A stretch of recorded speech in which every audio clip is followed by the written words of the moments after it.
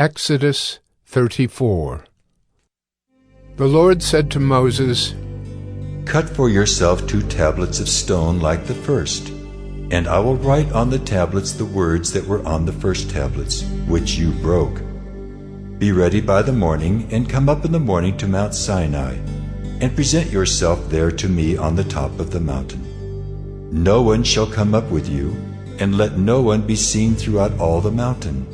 Let no flocks or herds graze opposite that mountain." So Moses cut 2 tablets of stone like the first, and he rose early in the morning and went up on Mount Sinai as the Lord had commanded him, and took in his hand 2 tablets of stone. The Lord descended in the cloud and stood with him there, and proclaimed the name of the Lord. The Lord passed before him and proclaimed, The Lord, a God merciful and gracious, slow to anger, and abounding in steadfast love and faithfulness, keeping steadfast love for thousands, forgiving iniquity and transgression and sin, but who will by no means clear the guilty, visiting the iniquity of the fathers on the children, and the children's children to the 3rd and the 4th generation. And Moses quickly bowed his head toward the earth and worshipped. And he said, "If now I have found favor in your sight, O Lord, please let the Lord go in the midst of us, for it is a stiff-necked people, and pardon our iniquity and our sin, and take us for your inheritance." And he said, "Behold, I am making a covenant. Before all your people I will do marvels, such as have not been created in all the earth or in any nation. And all the people among whom you are shall see the work of the Lord, for it is an awesome thing that I will do with you. Observe what I command you this day. Behold, I will drive out before you the Amorites, the Canaanites, the Hittites, the Perizzites, the Hivites, and the Jebusites. Take care, lest you make a covenant with the inhabitants of the land to which you go, lest it become a snare in your midst. You shall tear down their altars and break their pillars and cut down their Asherim. For you shall worship no other God. For the Lord, whose name is jealous, is a jealous God. Lest you make a covenant with the inhabitants of the land, and when they whore after their gods and sacrifice to their gods, and you are invited, you eat of his sacrifice, and you take of their daughters for your sons, and their daughters whore after their gods, and make your sons whore after their gods. You shall not make for yourself any gods of cast metal. You shall keep the feast of unleavened bread. 7 days you shall eat unleavened bread as I commanded you at the time appointed in the month Abib. For in the month Abib you came out from Egypt. All that open the womb are mine.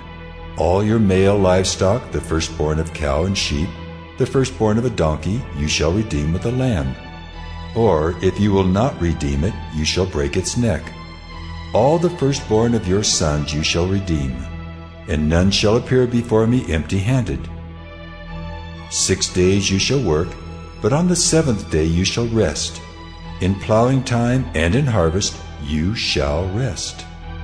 You shall observe the Feast of Weeks, the firstfruits of wheat harvest, and the feast of ingathering at the year's end. 3 times in the year shall all your males appear before the Lord God, the God of Israel. For I will cast out nations before you, and enlarge your borders. No one shall covet your land when you go up to appear before the Lord your God 3 times in the year. You shall not offer the blood of my sacrifice with anything leavened, or let the sacrifice of the feast of the Passover remain until the morning. The best of the firstfruits of your ground you shall bring to the house of the Lord your God. You shall not boil a young goat in its mother's milk. And the Lord said to Moses, Write these words, for in accordance with these words I have made a covenant with you and with Israel. So he was there with the Lord 40 days and 40 nights. He neither ate bread nor drank water. And he wrote on the tablets the words of the covenant, the 10 Commandments.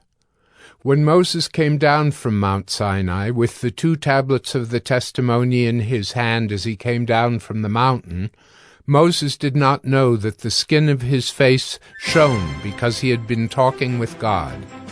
Aaron and all the people of Israel saw Moses, and behold, the skin of his face shone, and they were afraid to come near him.